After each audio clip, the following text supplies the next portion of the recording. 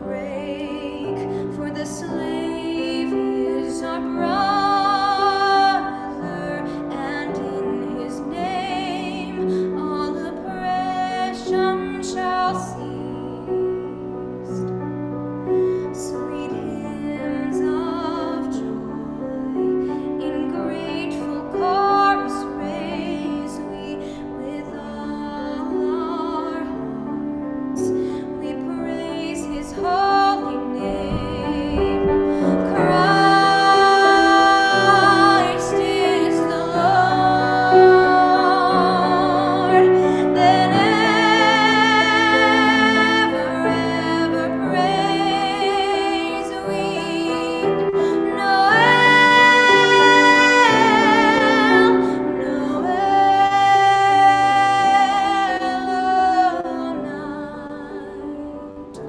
O night divine. Noel, Noel,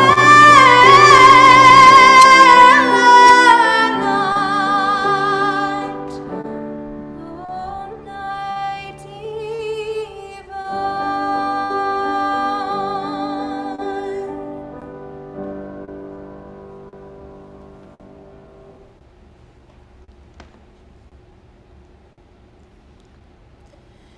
The people who walked in darkness have seen a great light.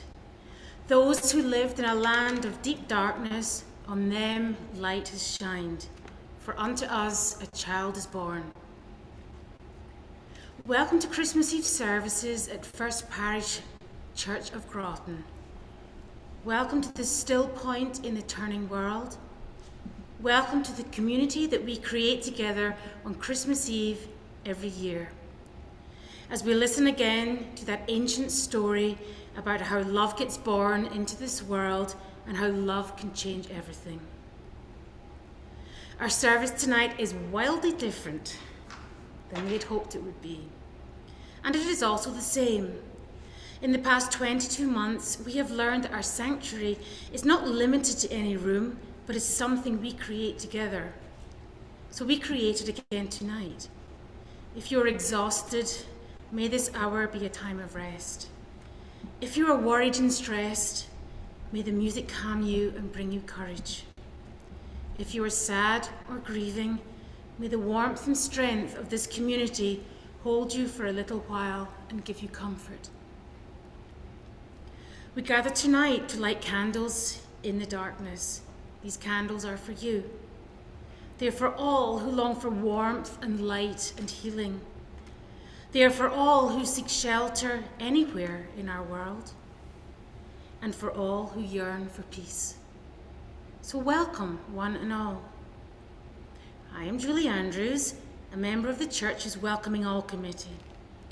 If you are attending services with us for the first time tonight, we are very glad you are here. Whether you are joining us on Zoom or YouTube, please say hello in the chat.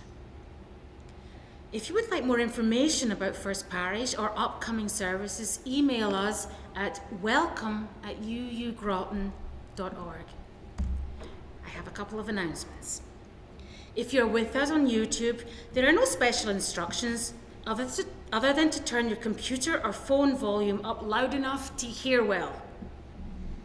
If you're with us on Zoom, please put yourselves in the speaker view. That's the upper right-hand corner. I think I've got that right. The right-hand corner of your Zoom screen where it says view. Left, right. You'll leave it here until the end when we ask you to change it to gallery view. Special thanks tonight to Shawn McCann, Director of Music Ministries, and Molly Moffat, our cantor, and to Lee's daughter Josie, who is doing our tech tonight. Thank you. We're collecting financial donations for the church's gas and grocery card ministry. The need for cards has doubled since the pandemic. We don't turn away anyone who asks for help and hope we never have to. Please go to the church's webpage at www.uugroton.org and you can make a donation there. All are welcome to join us again at 11:30 p.m. on Zoom for a quiet and peaceful Vespers service to welcome Christmas Day. The link to that service will be in the chat. Hopefully you brought a candle to your screen tonight. If not, you may want to go and find one during the opening carol. Let's sing together now, O come, all ye faithful. The words for the carol and everything we sing tonight will be in the chat. Molly will lead us, and please sing along.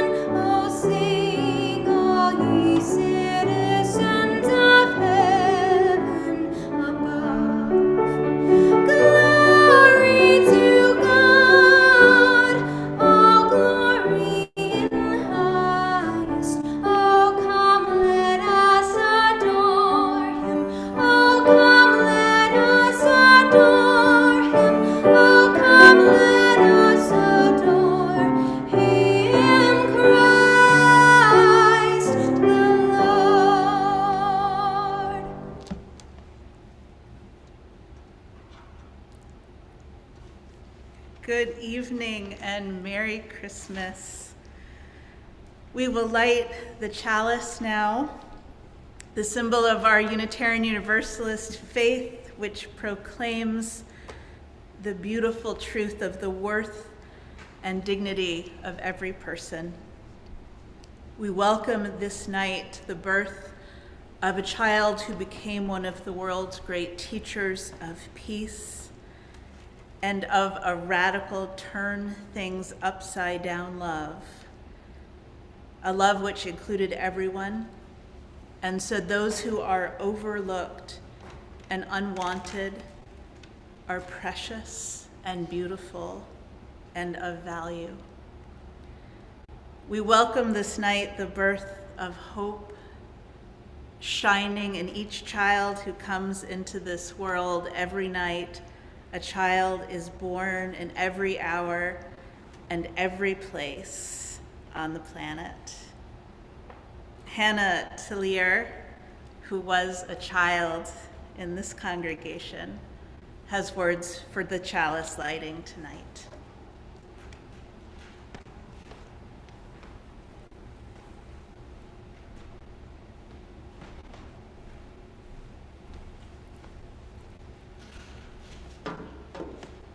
Sorry.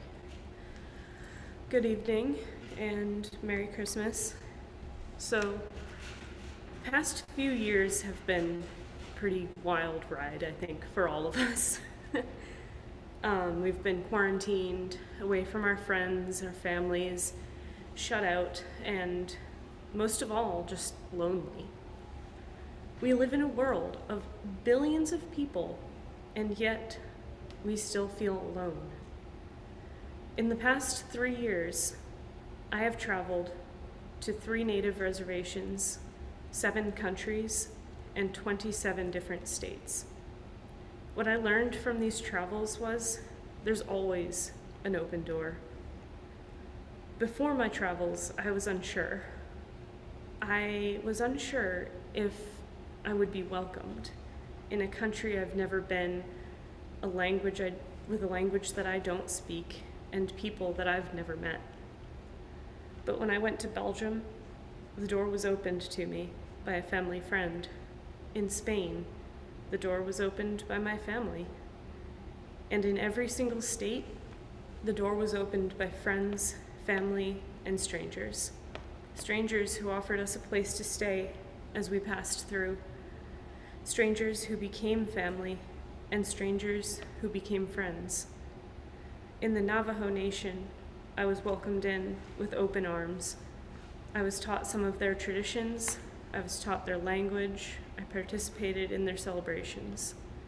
And I helped to make sure that the people who were there were able to get the best health care that I could offer. On Christmas Eve, so many years ago, Mary and Joseph searched for an open door. They were met with coldness, closed doors, and forced outside. But then, they finally found somebody that opened that door. Someone who opened the door and let them in to help them in their time of need. The most important thing to remember about this story is when you encounter a door that is closed, maybe just take a moment. Take a minute and knock, because you never know who's waiting on the other side. So tonight, I light the chalice for togetherness, for open doors and strangers who become familiar. In this big blue world, we are not alone. We are never alone, and we never will be when we open the doors for each other. Thank you.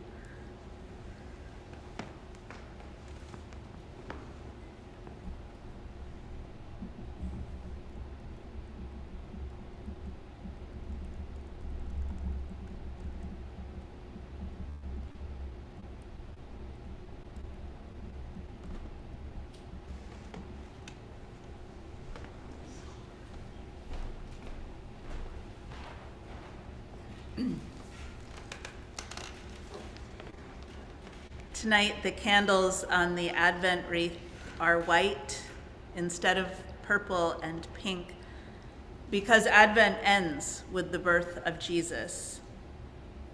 Our time of waiting is not over, of course. We still wait for many things. We wait for an end to this pandemic. We wait for justice and peace on this earth. But we also celebrate tonight. We celebrate hope and all the reasons we have for hope. We celebrate the passing of the longest night of winter and the slow return of the light. We celebrate kindness and open doors and the beginning of a new year. The poet Mark Nepo writes, "Aspire to stay tender. The softness of light is everywhere." So we light the Advent wreath candles for the hope of tenderness. Tenderness for all beings, no matter where they are tonight.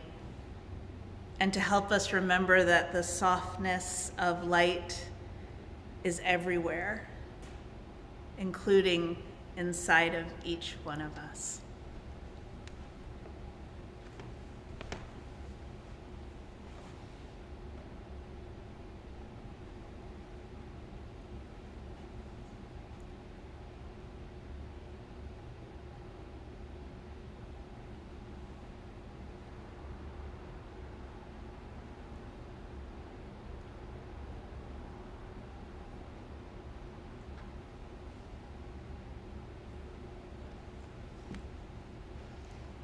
So now let's sing. Our next carol is Angels We Have Heard on High. Molly will lead us, and the words are in the chat so you can sing along. and I hope that you will.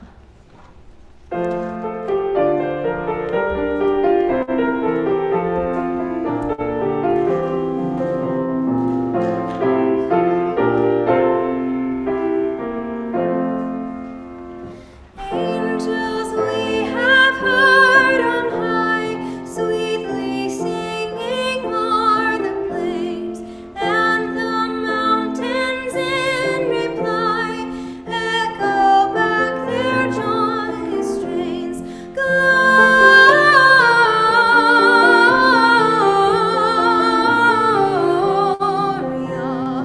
in excelsis Deo. Gloria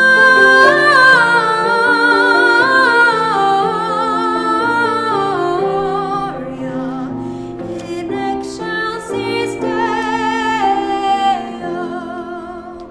Shepherds, why this jubilee? Why your joyous strains prolong?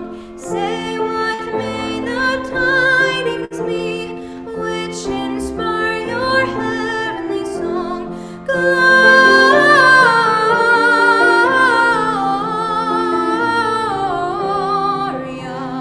in excelsis Deo. Gloria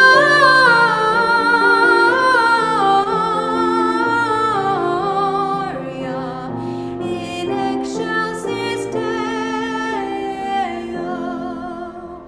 Come to Bethlehem and see him whose birth the angels sing. Come adore on bended knee Christ the Lord, the newborn King. Gloria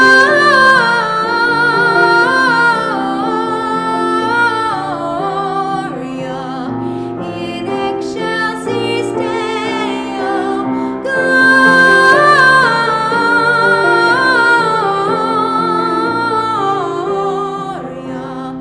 in excelsis Deo.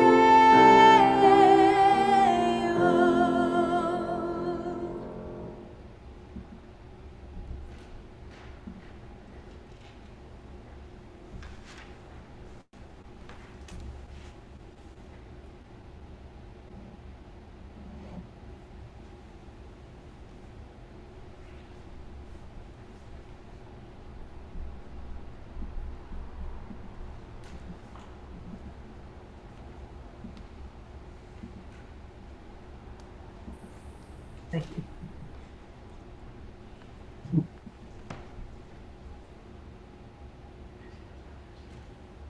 This is the story of the birth of Jesus as told in the Gospel of Luke and Matthew. This is Mark Delapini's adaptation of the Gospel, quoted by Louise Scotland. And it came to pass that Caesar Augustus declared a universal census for taxing purposes.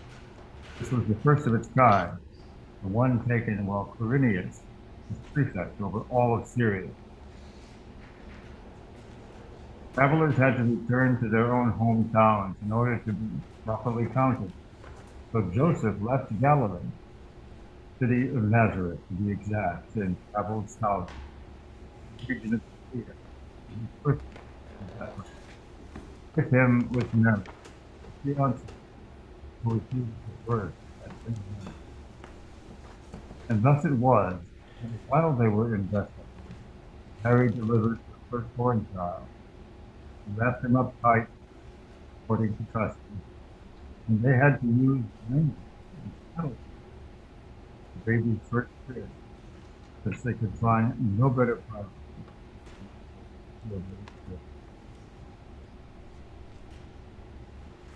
It came to pass in those days, as it is always coming to pass, on every ordinary day, in every ordinary place, that a child was born. And this child would be called 1,000 beautiful names.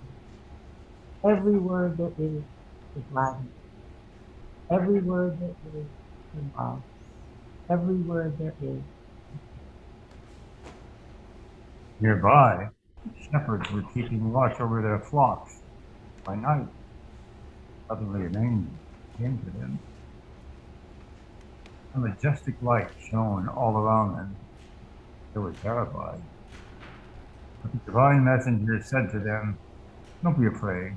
Listen, I have good news for you. Bethlehem, a child has been born to you, a healer, chosen by God to bring justice to the world.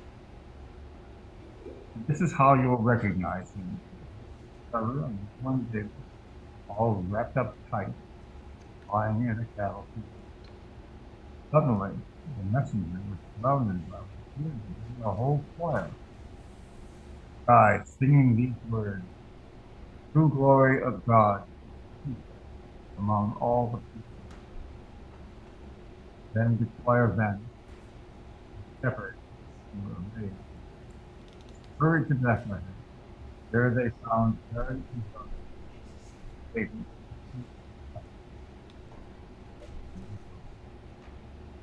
So why are we born? But to remind each other what hope looks like, what hope feels like. We hold it in the hand. This thing matters the greatest lullaby. So why are we born but to awaken to living moment? Again upon every life, to stand upon the humble holy.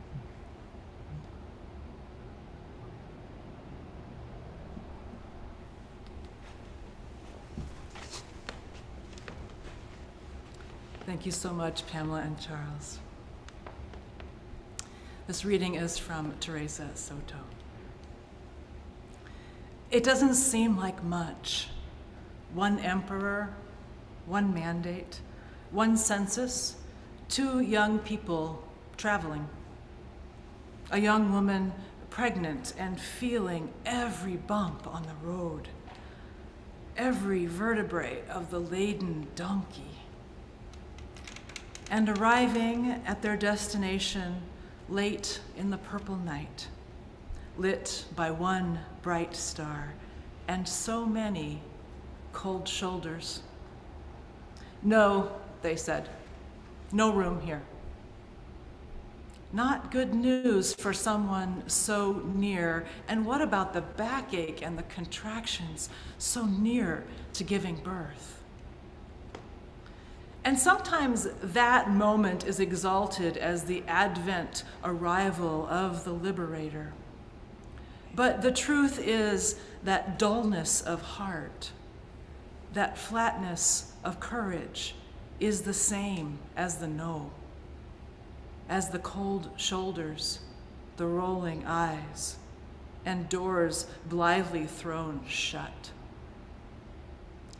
No angel, no astrologer, no star, no sheep can convince a heart closed to the natural yes of people around us, neighbor, kin, and about to be friend. What can we liberate if we cannot see the journey as an example of our own? Throw open the door, make ready the space. Love as if there is no other medicine. What if you are not a righteous innkeeper, but instead the manger, the stable, the haven of rest? And now Molly and Shawn are going to do In the Bleak Midwinter.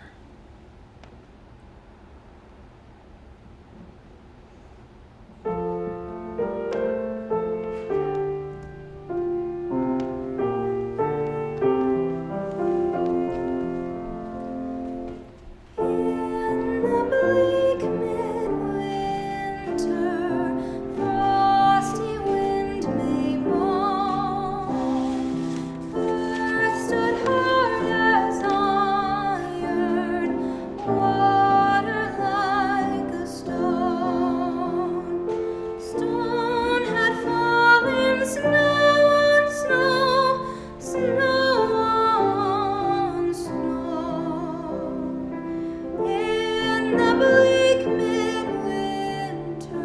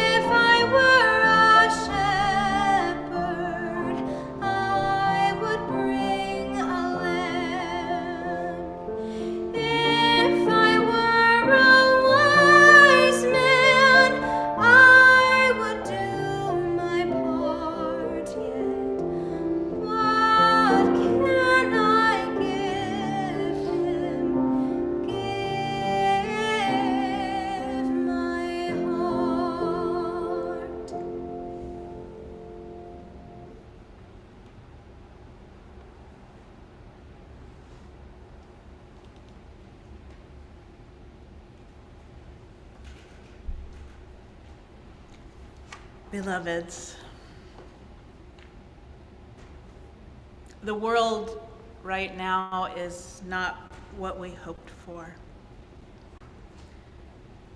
COVID's still very much with us, the ups and downs of the variants and surges, the exhaustion and despair of healthcare workers,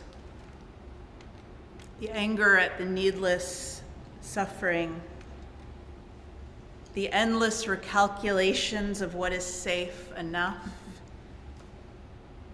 the fractures in our democracy, in our communities, in our families, maybe even in our own spirits. This pandemic has been harder and longer than we could have imagined, and our country is more polarized than most of us knew. Maybe it is a gift that we couldn't have imagined how long this road would be. Tonight, across screens and distance and time zones, we gather in community to listen to old songs that remind us of hope, to light small candles and to hear again that ancient story about a baby born into other hard times.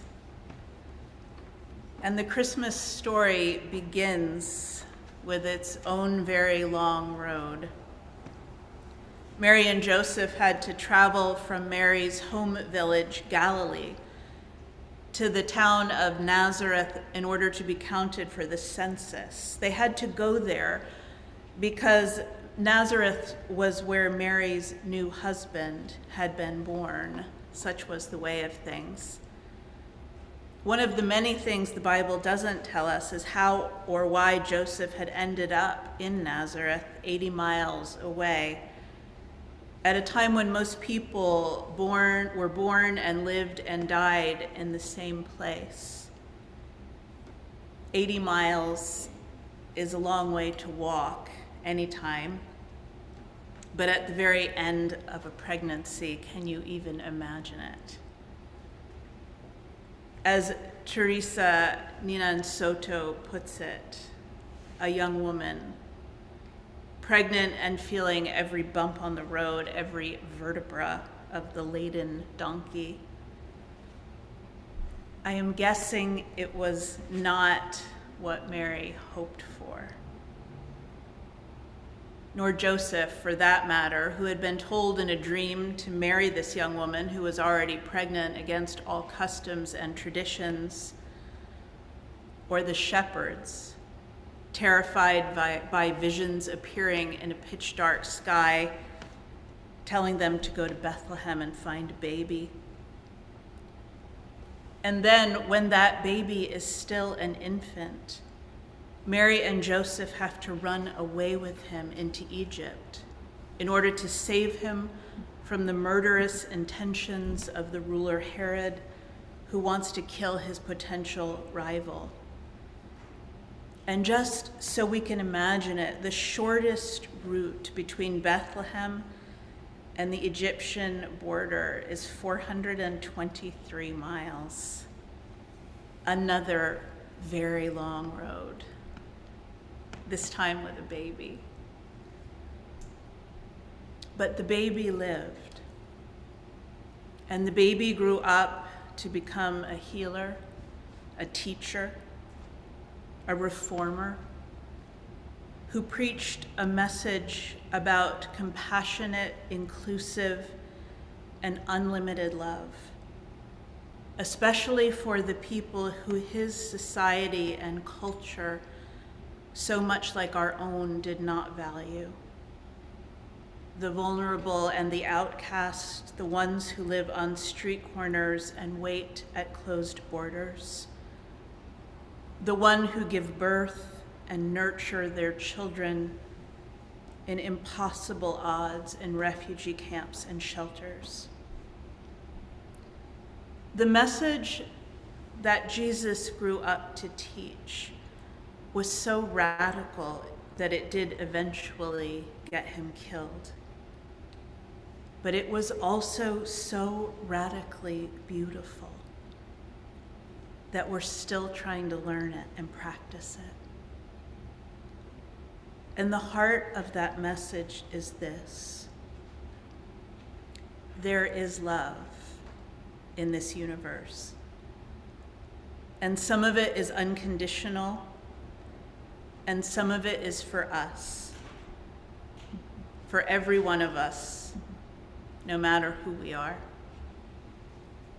Grace is another word for this kind of love, for the compassion and generosity and wild kindness that come to us as gifts and often seem to arrive when we are at our most vulnerable. Or maybe that is just when we can notice it better, when we can see it, when we can accept it, when we have been broken open by life, as so many of us have in the past 2 years. Grace comes to us as a gift, but grace also comes through us. There's no other way I know of for it to get here. So we get to be the bearers of grace in this world. And we never know how our words, how our acts of compassion might change things for someone. But we do know that love changes things. Love can change everything. It so often does if we let it, if we choose it. As Soto writes, what can we liberate if we cannot see the journey as an example of our own? Throw open the door. Make ready the space. Love as though there is no other medicine.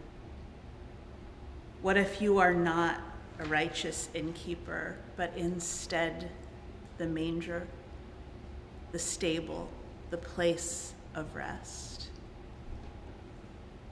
What would it mean to throw open the doors, to make space, to be for each other, the manger, the stable?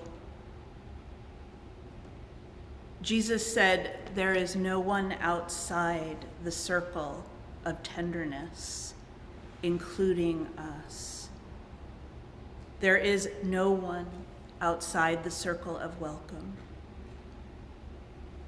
And if we start to live as if we really believe this, we will be changed. And we will want to change things. As many of you know, we lost a beloved member of our congregation a few weeks ago, full of joy and the best kind of irreverent humor. Karen attended our no rehearsal, come as whatever you like, because all are welcome at our stable, and we just make the story big enough to fit everyone paper bag pageant for the first time a few years ago. She was dressed as the storybook character Strega Nona, complete with a giant bowl of spaghetti. And her son Leo, who was about 5 at the time, was Bob the Builder. Karen told me that Bob the Builder was a colleague of Joseph's, who was a carpenter too, of course. Well, Bob the Builder got a little overwhelmed by the chaos that is the pageant, and at one point yelled really loudly, "I don't like this story." We all laughed, but I understood it too, because it isn't an easy story at all. It's a story about hard roads. It's a story about dreams and terrifying angels. It's a story about welcoming strangers and murderous, power-hungry leaders. And it's a story which asks that we see ourselves in the journey, that we ask ourselves, who will we be? Will we love as if there's no other medicine? Will we live that deepest truth that we claim as a people of faith? That we are all beloved, that we all belong, and that somehow there is room enough for all of us. None of this is what we hoped for, but still we can choose. We can choose to bring each other the medicine of love.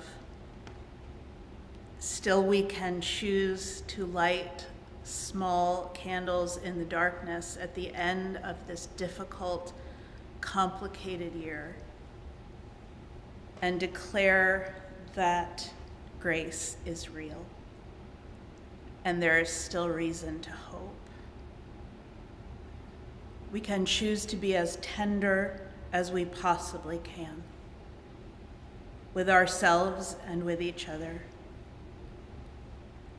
The softness of light is everywhere, not despite the difficult and the painful, but right alongside it, intertwined. And so we will light candles in the darkness and dream of that world where all are welcome and beloved and known as beautiful, because we are.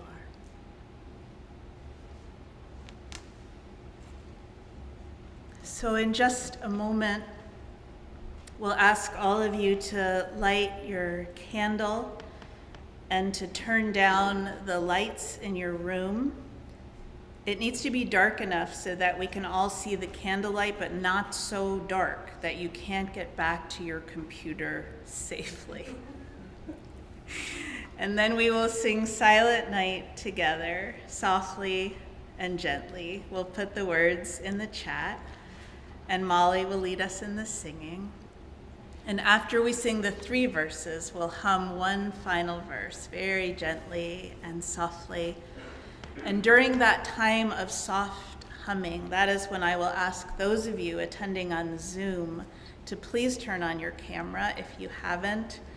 We don't care what you're wearing. We don't care what your house looks like. The lights are dim. We can't see that anyway. We just want to see your light. We need to see your light. And I invite everyone on Zoom to put themselves in gallery view, upper right-hand corner. And make sure you're on full screen so you can see all of us. And so that those who are here on YouTube can see all of us too. And when we're done humming, we'll hold up our candlelight in the quiet for a moment and just breathe together. And then we'll extinguish our candles.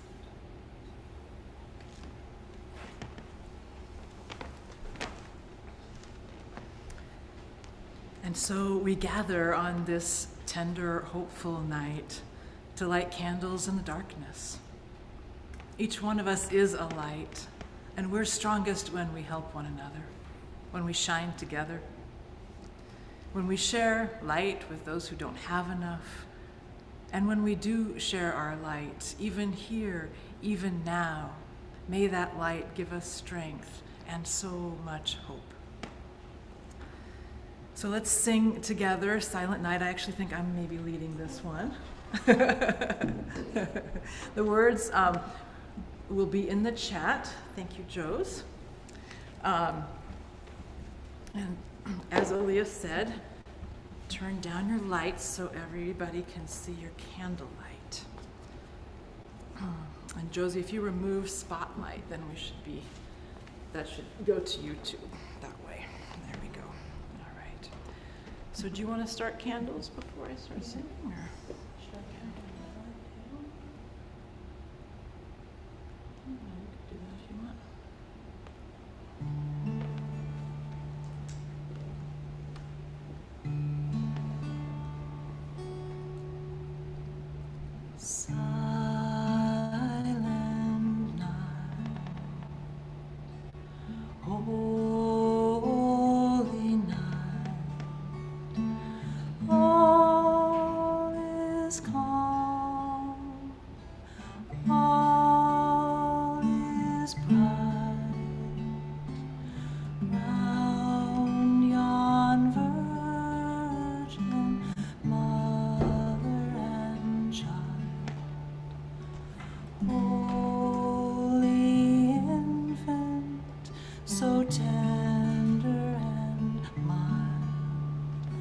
Sleep in heavenly peace. Sleep in heavenly peace. Silent night, holy night. Shepherds quake at the sight. Glory stream from heaven afar. Heavenly hosts sing hallelujah. Christ the Savior is born.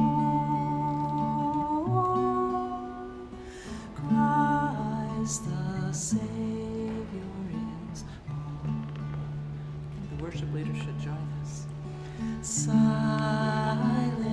night, holy night, Son of God, love's pure light, radiant beams from thy holy face, with the dawn of redeeming grace. Jesus, Lord, at thy birth. Jesus, Lord, at thy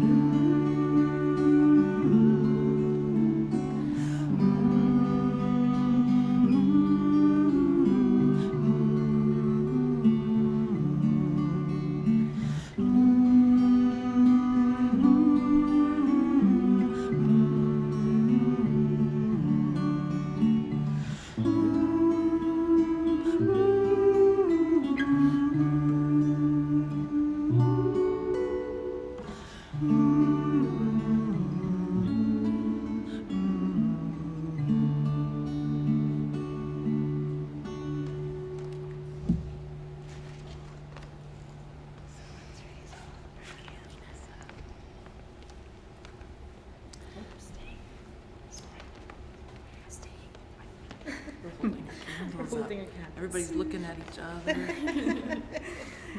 Now we will extinguish these flames, but not the light of peace, the warmth of community, or the fires of love. These we carry in our hearts.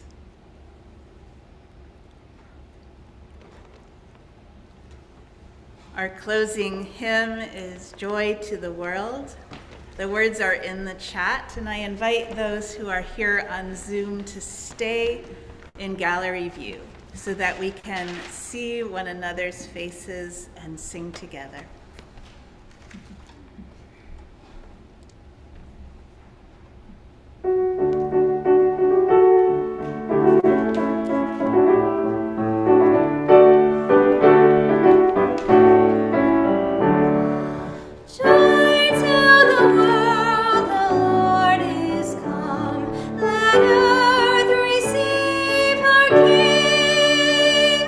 Let every heart prepare.